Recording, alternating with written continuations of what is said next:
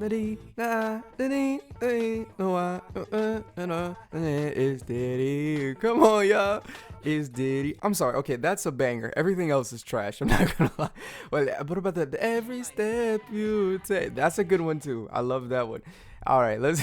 So, a little while ago, I watched the Diddy documentary on Netflix produced by 50 Cent, and I'm gonna tell you something that's gonna blow your mind, okay? This isn't an expose, this is a controlled demolition. And here's a question nobody's asking. Why would a man facing federal charges for sex trafficking voluntarily allow cameras to document him during the 6 days before his arrest? Why would he record his legal strategy sessions, his private conversations?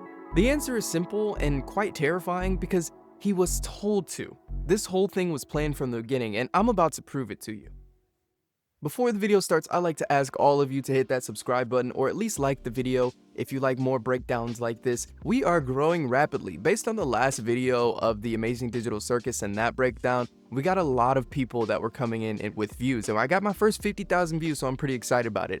Also, I just made a Patreon for people who want to support me. I'm going through a lot right now, and I'm pretty sure a lot of us are financially, but for those who are able to help me continue making these videos, funding it would be awesome, you know. And if you want to support me, there's a lot of stuff that I'm going to be posting to Patreon. I'm going to be posting up the videos before they're out. For example, this video is going to come out on Patreon before anything else, and a lot of other videos that I put out after this are going to be coming out on that Patreon. There's also a 7-day free trial if you want to try it out and just be with me as a community. And the other tiers as well, they don't have 7-day trials, but the higher tiers, you can get to know me and talk with me about some of this stuff if you have any questions. But I appreciate everybody for watching, and let's get back to the video urgently. Now, let's start with who made this documentary, okay? 50 Cent, supposedly Diddy's biggest rival for years. 50's been mocking Diddy on social media, acting like he's exposing him. But here's what they probably don't tell you. 50 Cent's entire career came from Interscope, Shady Records, and Aftermath, all owned by Universal Music Group, the same company and corporate empire that owns virtually every major artist right now. His production company works through Netflix. He's not independent at all. He's part of the same machine that created Diddy. So ask yourself, if 50 really wanted to expose the system, why would he work through Netflix? Why would he need the approval of the same corporations that enabled Diddy for 30 years? The answer is not what you're expecting at all. He's not exposing the system. He's managing the narrative on behalf of the system. This is probably why he gets the largest bag and has that giant smile on his face and is so condescending in his interviews. This is called controlled opposition. Now, here's where it gets really dark. In the documentary, Diddy's own manager says, and I quote, "All this was a plan." Think about that. His manager, the person inside his inner circle, openly admitting the entire operation was orchestrated. This isn't speculation from conspiracy theorists. This is a confession from the people managing his image in the actual documentary. And that footage I mentioned, the 6 days before his arrest, his manager probably likely directed him to create it. And why would they do that? It's because when you're running a controlled demolition or opposition, you need to manage what the public sees. You see, this is how Babylon operates. The handler isn't some external force. The handler is built into your team from day one. And I'm pretty sure it happens to pretty much every celebrity we see today. So when it's time to take you down, you cooperate in your own destruction without even realizing it. Now let's talk about something the documentary barely touches on: Diddy's spiritual deception. Throughout his career, he's made these statements. That's why God telling me not to do nothing. Y'all do it. Y'all see it. Y'all watch the shit. You know what I'm saying? Because I can only compare myself to the Son of God. You notice what's missing? Jesus Christ. He talks about God constantly, but never mentions the actual Messiah. Now, this is textbook Babylonian theology, self-deification, without submission to Christ. This goes back to Genesis. You shall be as gods, the serpent's original lie. The elite occult system teaches that man can become God, and that's the foundation of their entire belief structure, and probably Diddy's belief structure. And his connection to T.D. Jakes, a megachurch pastor exposed for corruption, using his religion for money instead of righteousness, that's the false prophet archetype. Religious leaders who bless the empire instead of challenging it. It's all just there blatantly for you to see. All right, this is the part that they really don't want you to know about, like at all. I know everything is pretty bad, but this is bad. The Netflix documentary focuses on Diddy's personal crimes, right? The abuse, the trafficking, the violence, but they completely ignore the blackmail operation that everyone has been circulating around. According to his former bodyguard Gene Deal, Diddy had tapes of politicians, princes, and preachers from his parties, and those famous white parties, his 50th birthday party, all of those. Every room was bugged, every encounter recorded. Actor Daniel Baldwin recently claimed there's a bidding war happening right now in Hollywood. Celebrities trying to buy back their own tapes before they get released. Attorneys driving up prices as famous people desperately try to protect themselves. One alleged victim, Andrea English, says Diddy would send celebrities into rooms with sex workers, record them, and then use that footage to get favors, money, and yachts. And whatever he wanted, essentially. You know, this wasn't entertainment. This was systematic, right?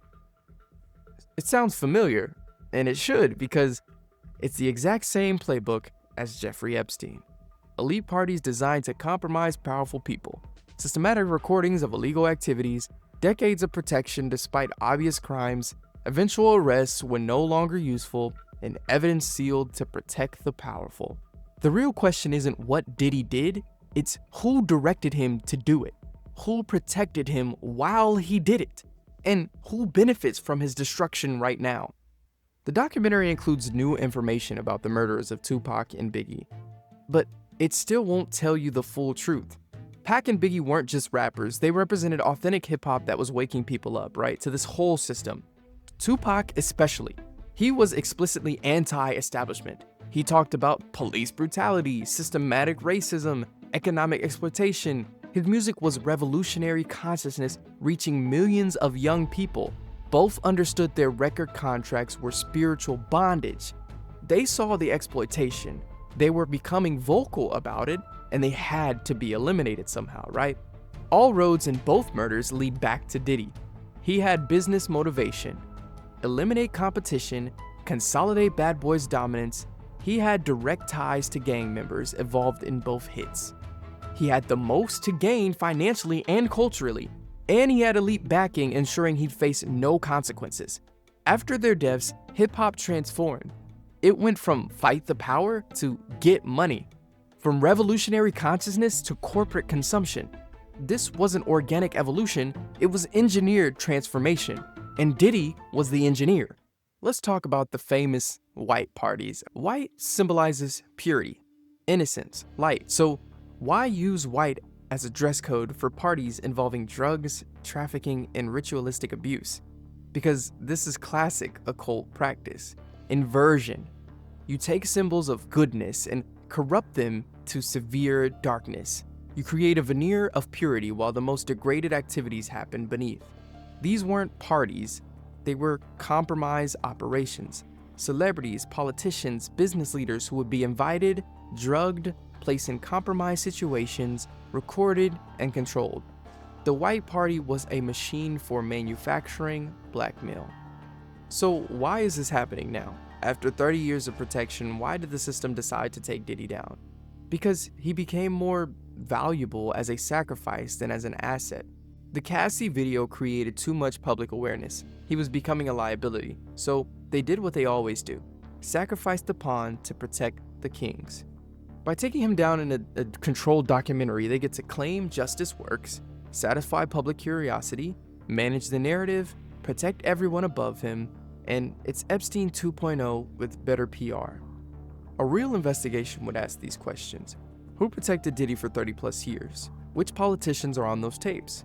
What intelligence agencies were involved? How many other operations like this exist? Who really ordered Pac and Biggie's hits? How did this connect to Epstein and Maxwell? What happened to seized blackmail material? And the fact that none of these questions are in the Netflix documentary tells you everything you need to know. This is an investigation, it's information management. Look, I need you to understand the pattern because it repeats over time. Build an asset and empower their crimes. Protect them despite mounting evidence. Use them to compromise and control others. When no longer useful, orchestrate their downfall. Control the narrative of their exposure. And ensure investigation stops with them. We saw it with Epstein. We're seeing it with Diddy. We'll see it again with the next asset. The only way to break the cycle is to see through the controlled demolition and demand investigation of the power structure itself. Real justice doesn't come through Netflix documentaries. Real justice comes when we stop accepting the sacrifice of pawns and start demanding accountability from King. This is what the Purple America show is all about, exposing these patterns, connecting the dots they don't want connected, and speaking the truth about how Babylonian systems actually operates. If this analysis opened your eyes, subscribe and share this video. The algorithm tries to suppress this kind of content, so your engagement really matters, I swear it does. Leave a comment with your thoughts, what connections did I miss, and what other questions should we be asking right now? Until next time, stay vigilant, stay seeking truth, and remember, when they sacrifice one of their own, always ask who they're protecting.